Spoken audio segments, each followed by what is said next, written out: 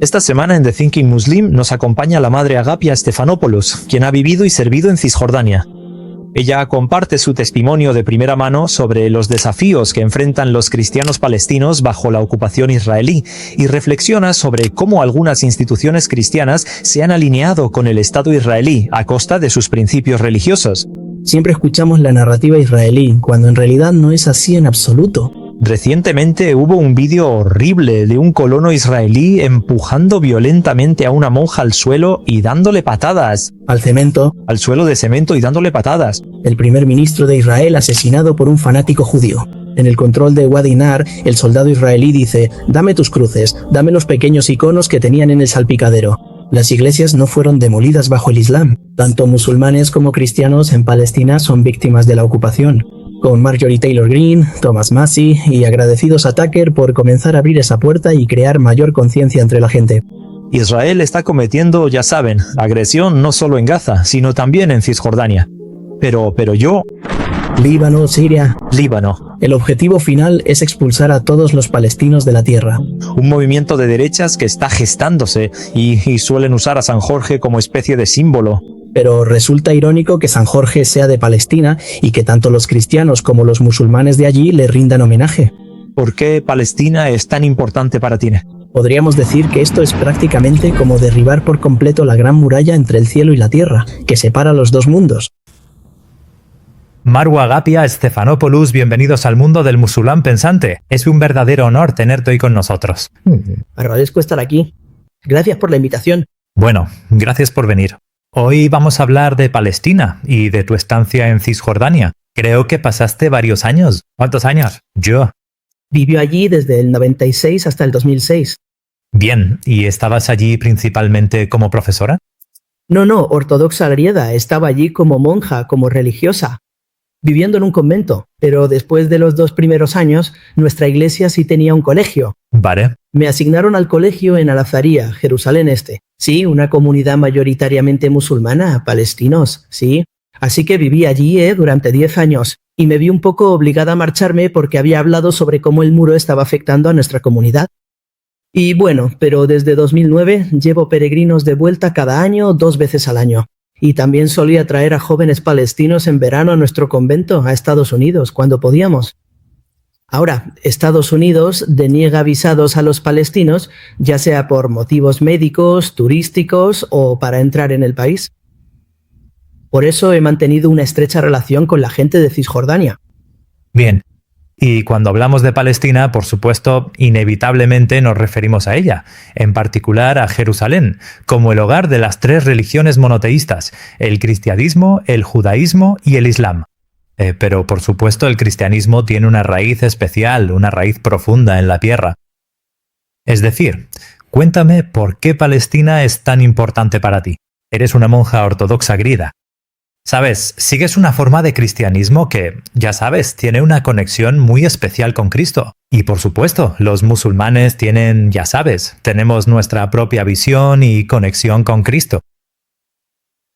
Entonces, ¿por qué Palestina es tan importante para ti? Bueno, ante todo es evidente, ¿no? Es una tierra donde Cristo se reveló. Así que ese es el problema. Y la ortodoxia griega es el cristianismo original. Todo lo demás surgió a partir de ahí, el catolicismo y el protestantismo. Así que en la tierra de Palestina ahora, la mayoría de los cristianos actuales son o bien ortodoxos griegos o de fe ortodoxa griega o católicos, ¿verdad? Así que tienen ese vínculo.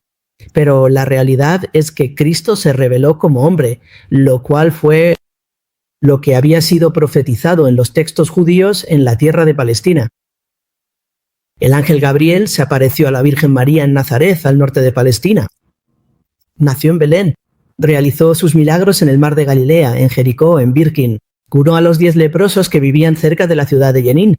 Así pues, todo en las ciudades y pueblos de Palestina está impregnado de cristianismo. ¿Y lo sientes también en la tierra? Ya sabes, en nuestros textos. Hablan de cómo, cuando Cristo fue crucificado en Jerusalén, o resucitó, las tumbas se abrieron. Y esto es como romper la división, derribar el muro entre el cielo y la tierra.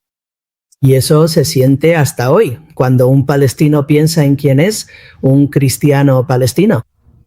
En Estados Unidos pensamos quizá que tenemos una conexión con los indios indígenas como parte de nuestra historia. Y quizá pensamos en George Washington, algo de hace 400 años. Pero para un cristiano palestino, su legado es Cristo y sus seguidores desde el principio mismo. Así que no podemos escapar de ello. Y tu entrevista con Tucker Carlson, quiero decir, es una entrevista fenomenal. Y ya sabes, todavía recibo fragmentos de esa entrevista de parte de familiares, pequeños recortes. Alcanzó 2 millones de visualizaciones en YouTube. Desde esa entrevista, ¿has notado un cambio de actitud en Estados Unidos en particular? Hacia Palestina y los palestinos. Sí, quiero decir, estoy agradecida a Tucker porque creo que en su discernimiento sobre cómo piensa y actúa la gente, se dio cuenta de que, tristemente, no la voz de un palestino, sino la voz de una monja estadounidense mayor que vive en Palestina y es testigo de lo que ocurre allí. Podría llegar al público estadounidense, hacerles ver eso, escuchar eso, algo que no han estado oyendo. Sí, ya sabes, lo único que siempre escuchamos es la narrativa israelí, de que son musulmanes extremistas y que van a por todo el mundo. Y que de eso va todo el conflicto, cuando en realidad no es así en absoluto. Que tanto musulmanes como cristianos en Palestina son víctimas de la ocupación, que está siendo alimentada por Estados Unidos. Y así empezamos a ver, al menos se filtraron, algunas de las imágenes de Gaza, de la tragedia del genocidio que estaba ocurriendo. Aunque todavía no se permite la presencia de periodistas occidentales allí, y ahora mismo se están cometiendo horrores en Cisjordania. Pero empezó a salir a la luz y la entrevista de Tucker ayudó a eso. Así que sí, se ve en las encuestas. El Partido Demócrata ahora mismo creo que es como el 70 u 80% de los demócratas ahora. Apoyemos a Palestina en lugar de a Israel. Así que se ha producido un cambio radical. Y también a la derecha, con Marjorie Taylor Greene, Thomas Massie y agradecidos a Tucker por la esperanza, ya sabes, por empezar a abrir esa puerta y hacer que la gente sea más consciente. Es decir, para mí ese es realmente el fenómeno aquí, porque por supuesto, ya saben, hemos visto ese cambio lento pero constante en el apoyo de la izquierda o progresista a Palestina desde hace algún tiempo. Y por supuesto, el genocidio de Gaza no hizo más que exacerbarlo y agravarlo. Dejó mucho más claro que Israel está cometiendo actos de agresión, no solo en Gaza, sino también en Cisjordania. Y a lo largo de Líbano, Siria. Y en todo el Líbano, Siria y la región en general. ¿Es plan del gran Israel? Absolutamente. Pero claro, como ya saben, la derecha se había aferrado obstinadamente a su postura pro-israelí en la política mundial. Y hemos visto cómo personas como Tucker han cambiado las cosas en ese sentido. Quiero decir, desde tu punto de vista, ¿hasta dónde puede llegar eso? Esa es una buena pregunta. Espero que lleguemos al punto en que suficientes estadounidenses provoquemos un cambio. Bueno, sabes que yo he hablado de esto con mucha gente ya, gente informada, porque estamos en una etapa crítica, creo que en una etapa de crisis. ¿Sabes? Hace 25 años yo decía que estaba ocurriendo un genocidio por goteo, como la tortura china del agua. Y ahora estamos viendo su cumplimiento, donde puede que la comunidad cristiana esté disminuyendo. Así que es como si hubiera una cavera. ¿Qué tan rápido podemos cambiar la comprensión de los estadounidenses sobre lo que está ocurriendo allí? Porque seguro que en los próximos 5 años, mira a los jóvenes, todos los menores de 50 años entienden lo que está pasando. Es un poco como, compara cuando cuando Biden era joven, estaba la guerra del 67. Y hubo un éxodo. Había toda una mitología en torno a Israel para apoyarlos. Ahora eso ha cambiado. Ahora la siguiente generación va a ser diferente. Los palestinos son a quienes apoyamos y a quienes debemos seguir. Así que sabes que eso va a cambiar. El problema es Israel. ¿Cuánto daño causarán antes de que lleguemos a ese punto? Porque ese momento llegará. Ahora estoy seguro de ello. Cuando era más joven y me enseñaron historia islámica, nos hablaron del momento en que el segundo califa del Islam, Umar, él entró en Jerusalén, conquistó Jerusalén, y hubo una conversación entre Umar y los líderes de la iglesia allí en Jerusalén, en la iglesia del Santo Sepulcro. Y se acercaba la hora de la oración, y le ofrecieron rezar en la iglesia. Él se negó, argumentando que las generaciones futuras podrían, ya saben, venerarlo y construir una mezquita sobre esa iglesia. Así pues, ha existido una relación entre el cristianismo y el islam, particularmente en Palestina, que ha sido una relación simbiótica, de convivencia. Ahí, Es decir, por lo que tienes entendido, estuviste allí, ya sabes, durante las últimas 2 décadas has estado en Cisjordania. Por ejemplo, describe la relación que has visto entre musulmanes y cristianos en Jerusalén, Palestina en general. sí, eso me llamó la atención principalmente en 1998, cuando me asignaron la dirección de nuestra escuela. Al-Azaria, en Jerusalén Alimbán. Es una corrupción de Lázaro, porque si ese fuera Lázaro, la tumba estaría a 1/4 de milla de nuestra escuela. Y sigue protegido hasta el día de hoy. Hay una mezquita al lado de la iglesia, pero además hay una hermosa historia que sirve de conexión, que puede demostrar la relación en sí misma. A principios de los años 2000, nuestro pueblo estaba bajo toque de queda, como muchos otros, y tradicionalmente las monjas de nuestros conventos, en la cima del Monte de los Olivos, bajaban andando hasta Betania, a Al-Azaria, en Lázaro. El sábado, cuando celebrábamos el día de la fiesta, íbamos a la tumba y rezábamos allí. Durante el tiempo del toque de queda, el año del toque de queda, teníamos soldados en la calle, así que ninguna de las monjas pudo bajar. Pero la monja que vivía conmigo y un par de sacerdotes que estaban allí dijimos, sí, eran las 10 de la noche, vamos a salir a la calle y vamos a subir por la carretera hasta la tumba de Lázaro. Y mientras íbamos, vimos a algunos soldados israelíes y nos dejaron pasar. Y llegamos a la tumba y ahí está Aziz. Está el cuidador musulmán, un hombre discapacitado. Su trabajo era dejar entrar y salir a la gente de la tumba.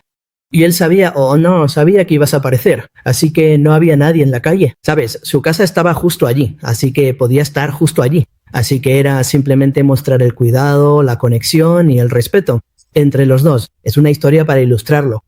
Sí, y en términos generales, ¿sabe? Cuando estuvo en Palestina, ¿sintió algún resentimiento hacia su presencia o hacia los cristianos en general por parte de muchos musulmanes? Sí, no pretendo ocultar nada. Sí. Seguro que la gente habrá tenido algún incidente entre musulmanes y cristianos, y alguien en nombre de la religión habrá dicho algo, pero en general no. Como dije, nuestro colegio tenía 350 alumnos, desde infantil, tamjili hasta tayiji, es decir, desde infantil hasta bachillerato. El 98% de ellos eran musulmanes. En el colegio hay iconos, imágenes cristianas y cruces hasta el día de hoy. Los profesores eran más o menos la mitad musulmanes y la mitad cristianos.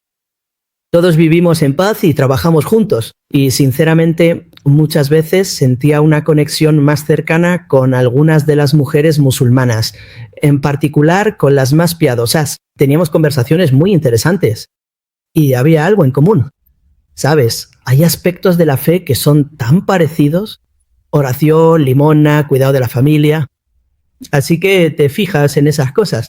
Oye, Es decir, hace poco circuló un vídeo espantoso en el que un colono israelí empujaba violentamente a una monja al suelo y la pateaba suelo de cemento. al suelo de cemento y la pateó. Ya sabes, existe esta animosidad. Por supuesto, sabemos que la animosidad existe en general hacia los palestinos. Pero, ¿qué tan extendida está esta animosidad hacia los cristianos, en particular en Tierra Santa? Ha aumentado mucho a lo largo de, ¿sabes? Creo que lo que quizá da algo de peso a mis palabras es que lo he presenciado. Me mudé allí en mayo del 96, ¿verdad? Y Yitzhak Rabin había sido asesinado, el primer ministro de Israel, asesinado por un fanático judío 6 meses antes. Y Netanyahu llegó al poder ciertamente poco después de entonces. Al principio, en aquel momento, los ataques directos contra los cristianos no eran tan graves. Y ese movimiento judío, el movimiento de fanáticos no era muy fuerte. Y Gal Amir, que asesinó a Rabin, era en cierto modo un marginado de la sociedad israelí. Lamentablemente, lo que hemos visto en los últimos 25 años es que Netanyahu y otros políticos hicieron un pacto con el sector religioso de la población, con Ben-Gvir y Smotrich, y como tienen un sistema parlamentario, esa ala religiosa se ha vuelto mucho más dominante en la sociedad israelí. Ya no existe un campo de la paz del que se pueda hablar. La mayoría de los israelíes, en general, han sido tan adoctrinados para temer al otro lado que aceptan continuar con el genocidio. Así que lo que ha pasado es que si antes los ataques contra los cristianos eran limitados, ahora voy a contar un par de historias. Hace 2 años viajaba con un sacerdote por un control en el norte de Cisjordania. Llevaba una gran cruz encima. Estábamos en el control y de repente el soldado le agarra la cruz y empieza a darle vueltas.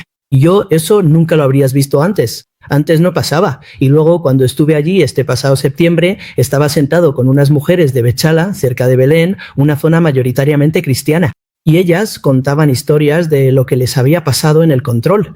y una describió cómo estaban viajando de Jericó de vuelta a Belén. Estaban en el puesto de control de Walinar. El soldado israelí dice: «Dadme vuestras cruces, dadme los pequeños iconos que tenían en el salpicadero, ahora dadme un trozo de papel». Ella los envuelve y los tira a la basura. Bien. Ahora bien, ese tipo de cosas simplemente no habrían sucedido hace 20 años. Pero debido a que han elevado tanto a los partidos religiosos, se ha convertido en una forma. Sí, y tristemente lo realmente importante es, como mencionó Omar, que, ¿sabes? Recuerdo haber visitado el monte Sinaí. Llevamos gente allí. Dentro del monasterio de Santa Catalina hay una pequeña mezquita. Así que la cuestión es que en el judaísmo, con el islam al menos, existe esa sensación de conexión entre ambos, respeto por los profetas, y las iglesias no fueron demolidas bajo el dominio islámico, en su mayor parte. Bajo el judaísmo, lo que estamos viendo ahora es que quieren borrar tanto la presencia musulmana como la cristiana. Eso se está haciendo muy evidente en estos días. Es decir, ¿qué tan extendido está eso? Y de nuevo, vemos en las redes sociales, y puede que sea una exageración, pero ese tipo de insultos hacia los cristianos en general, ya saben, hacia los colonos que gastan en cristianos. ¿Es algo generalizado? Quiero decir, eso ocurrió hace años, incluso a mí mismo, pero eran casos puntuales. Pero ahora se han vuelto más dominantes, ya sabes, en la ciudad vieja está dividida, pero se mezclan el barrio judío, el armenio, el musulmán y el cristiano. Ahora está casi desprovista de cristianos. Los judíos han comprado casas y han conseguido hacerse con apartamentos dentro de los barrios cristiano y musulmán. Así que la presencia del otro está siendo... Las ocasiones de escupitajos y la mayor agresividad son algo generalizado en Jerusalén. Sí. En otras zonas no verías tanto. Y como he dicho, no quieres decir que la población laica participe en ese tipo de comportamientos. Pero como he dicho, los jóvenes ya no son personas que busquen una Israel laica y democrática. Los jóvenes están siendo educados en este fervor religioso. Así que, por supuesto, vas a ver un aumento en los ataques.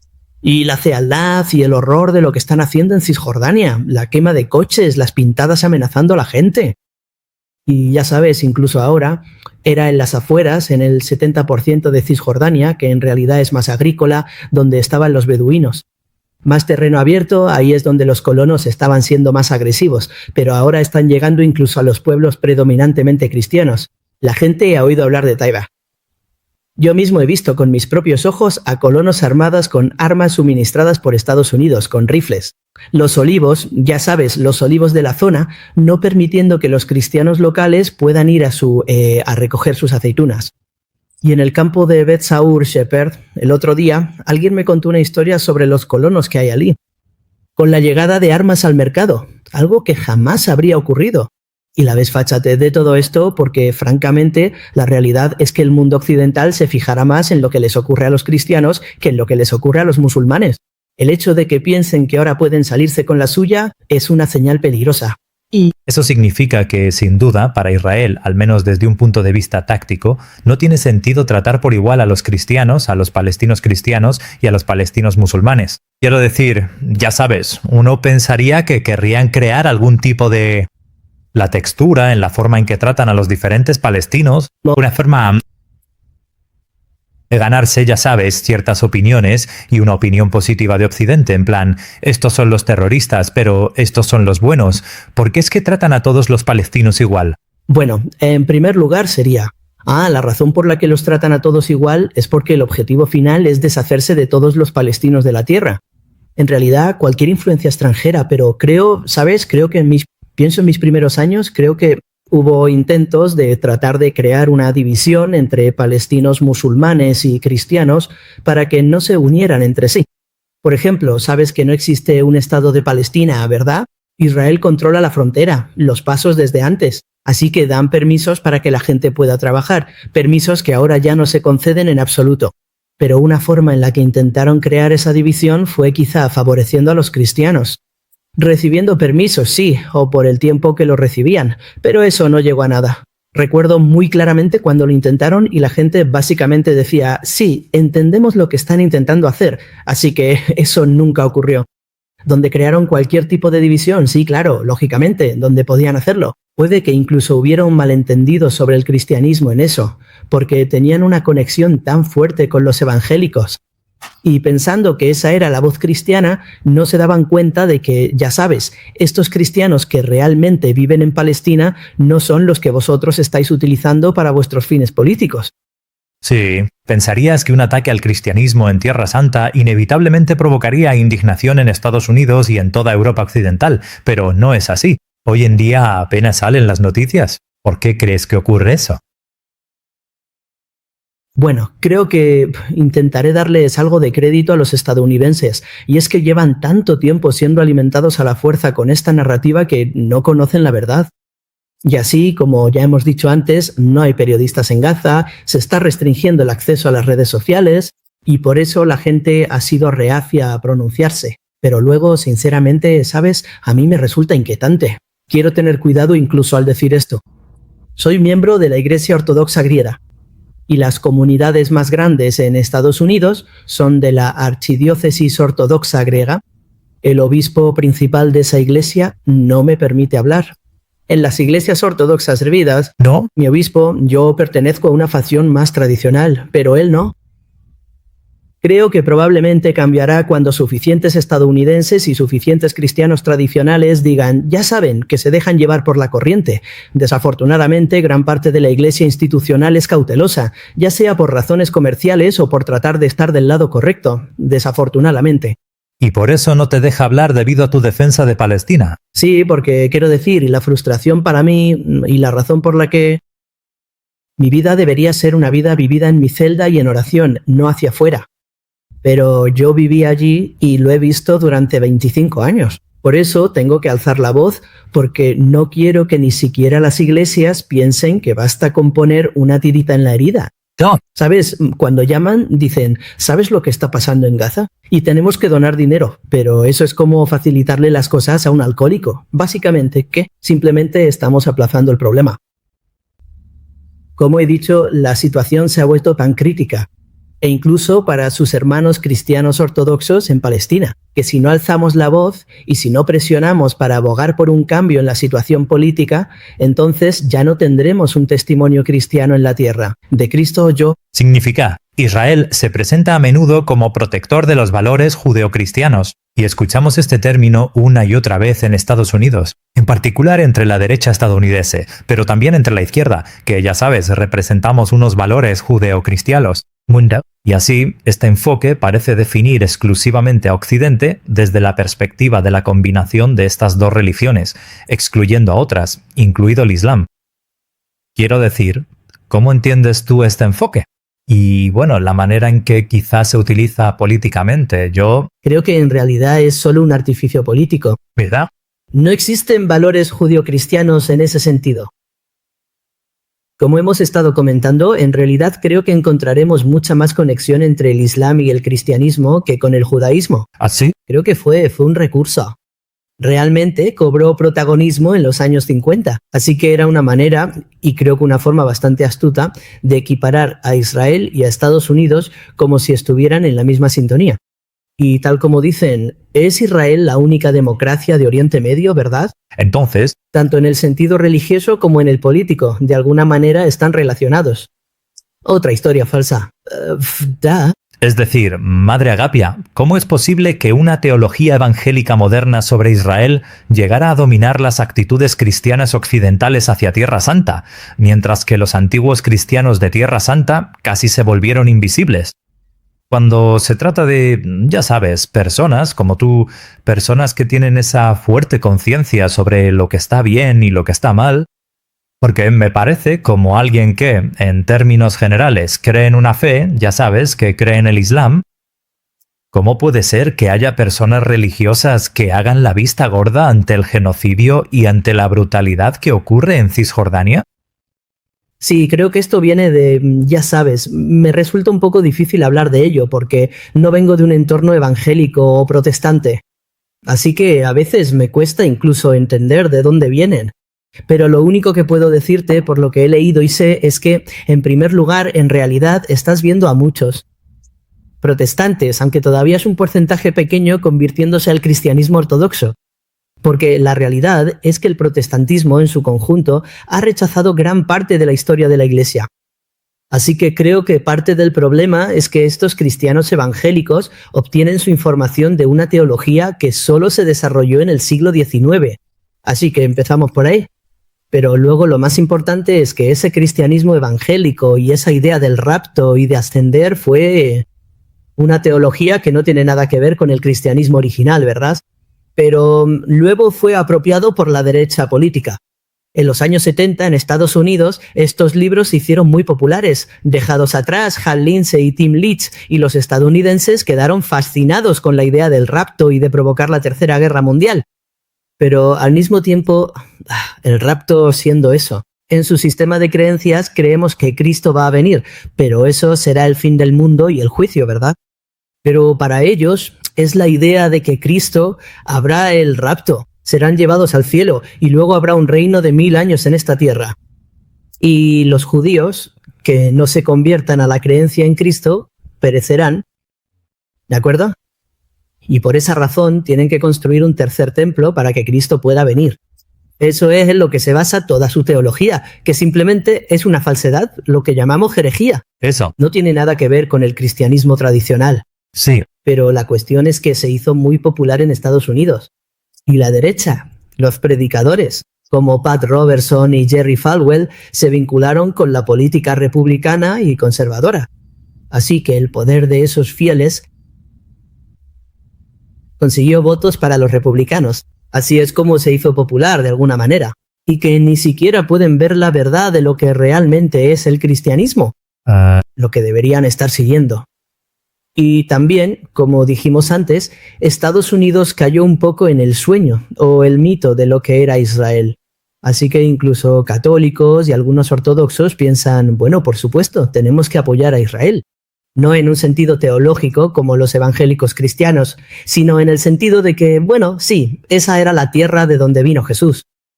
Y también, especialmente los ortodoxos, damos testimonio de nuestra fe por cómo vivimos personalmente. No es algo agresivo ni misionero, así que creo, quizá eso fue un error durante demasiados años, soportar humildemente lo que ocurría y no alzar la voz, más soportar, ya sabes, y soportar la cruz. Así que tu iglesia trajo a la iglesia ortodoxa, quiero decir, lo dijiste antes, pero te han silenciado para que no hables. Sí, no, quiero ser cuidadoso, porque dentro de la ortodoxia, incluso yo formo parte de una rama más.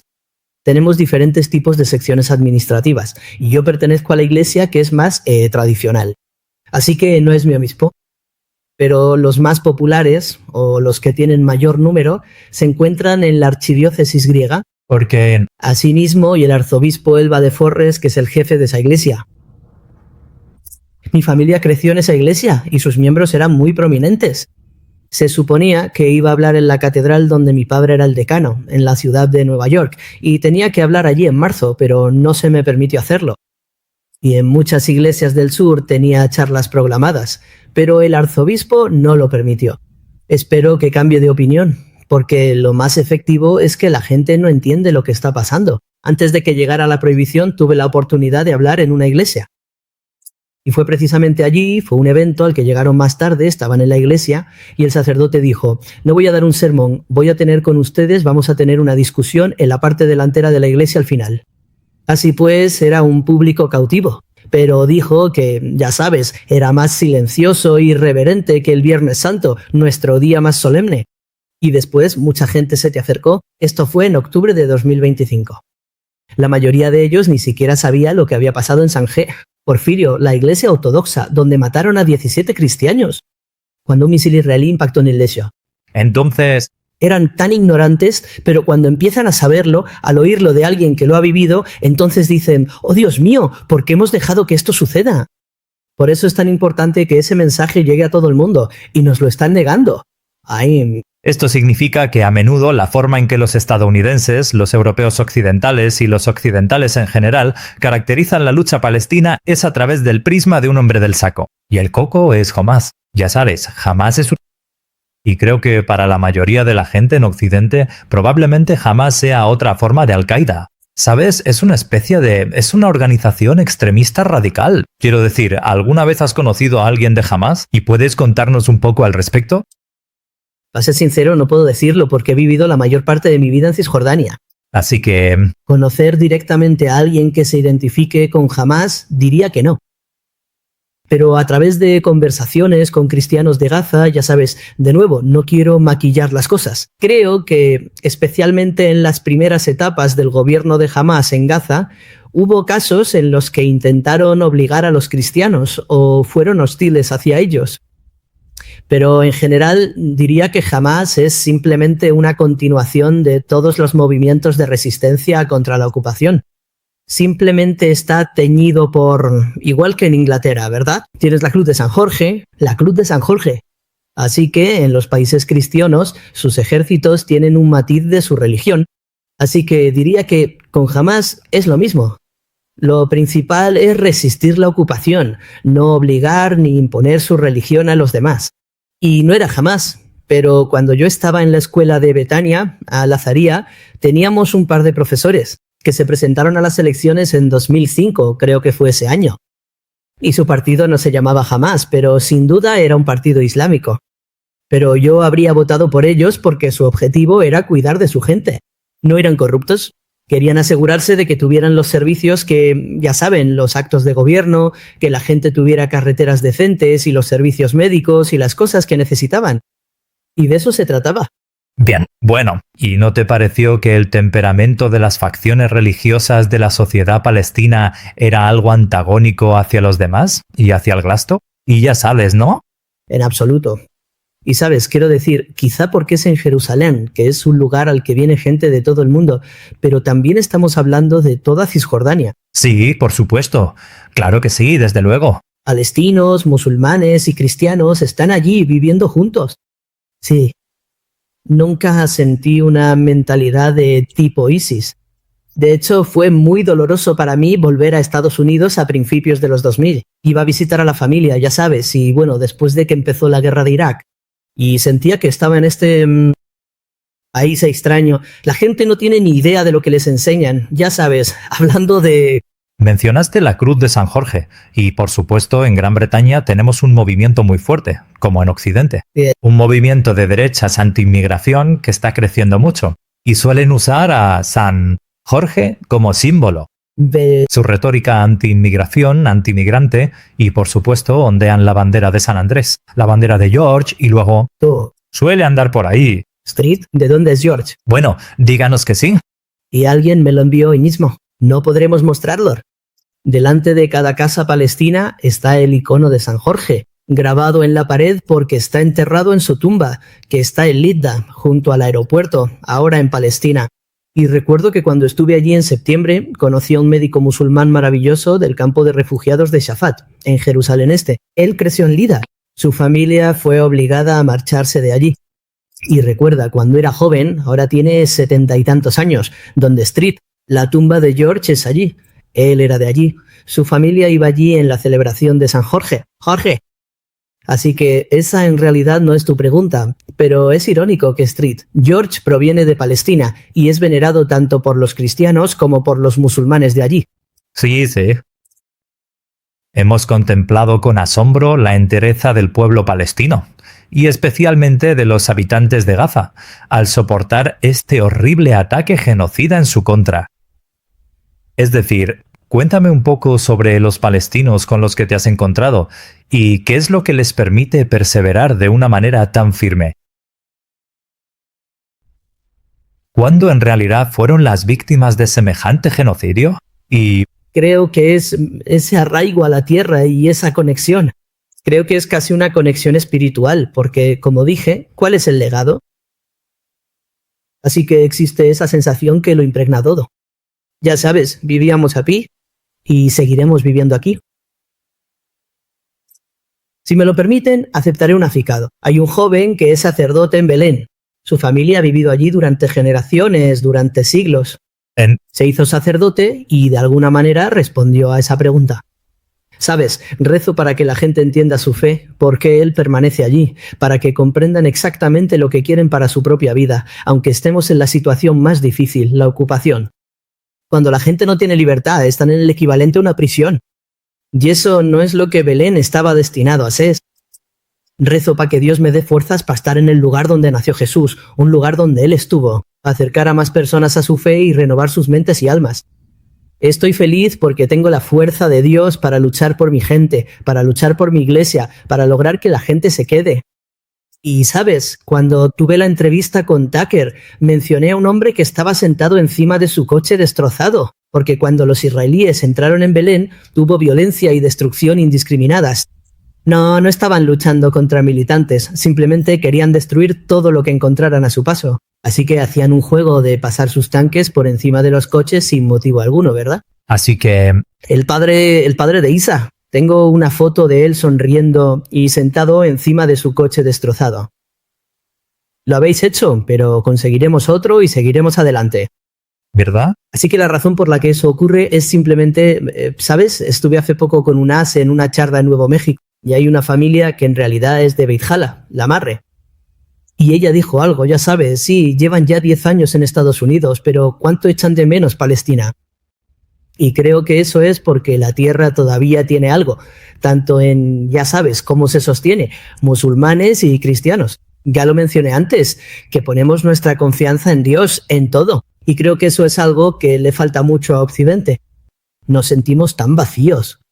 Y cuando tienes fe y convicción, eso te sostiene y te impulsa a seguir adelante. Y además, ese concepto de mundo sigue estando muy arraigado allí. Cuando llegas a Occidente, puede que ahora tengas una casa bonita y algunas comodidades materiales, pero hay algo que falta en el alma.